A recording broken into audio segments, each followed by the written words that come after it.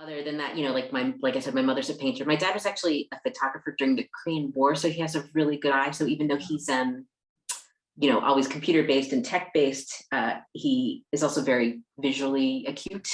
And my godparents, they are painters. That they were the sort of that original hippie generation that bought on like Houston Street back in the 60s kind of thing. So we'd go to New York all the time and hang out with them and, go to all the galleries, museums and that sort of thing. And I think that was also, just very influential as far as just having having seen a wide variety of art, just growing up, that kind of thing.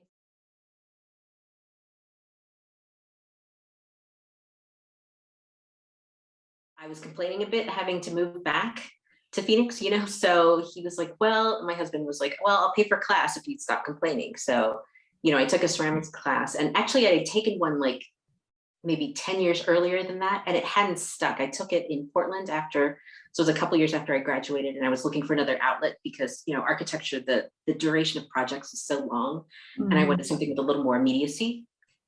But I couldn't get the hang of centering, and I think part of it was just me. I wasn't in that space to really focus on something, but a decade later I had more focus, and if nothing else, just more stubbornness, because a lot about ceramics is about, the act of staying still and being able to focus on something and just really being more stubborn than the clay.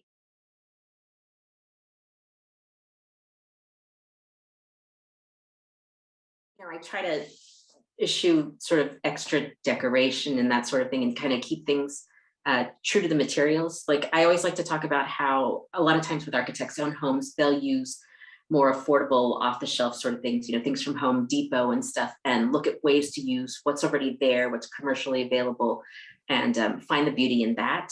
And it's one of the reasons, I use these commercially available clay bodies that anyone can get. And but usually they're covered with glazes, or people do ornate, really things on them or draw things on them and stuff like that. And I was always interested in just the materiality of these things that are commercially made that have their own beauty, with the raw clay finishes and stuff like that, once they've been fired, that you don't generally see except for like the bottom of the pot, that kind of thing.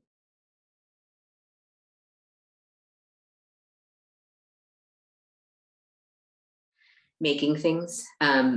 Mostly it's been these sort of like orb-like shapes, something more like this. It's kind of like a little bit of a squat, but rounded sort of form. And I've been looking at how that works, in slab form with flat pieces, from elevation to section to, very kind of architectural way. And the sort of space it occupies and the heft and the feel of it, in conjunction with other objects.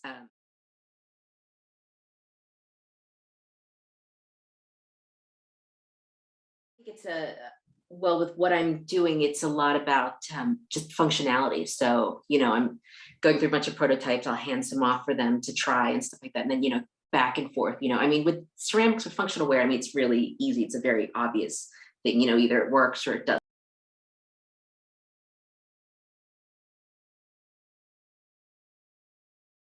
There's my husband, Brian, who's, been supportive all along, and, he's helped me build out the studio and the other studio and with the kiln and that sort of thing. And, it's been supportive. My parents and my sister has really been, my sister's probably been the biggest, help and influence and stuff.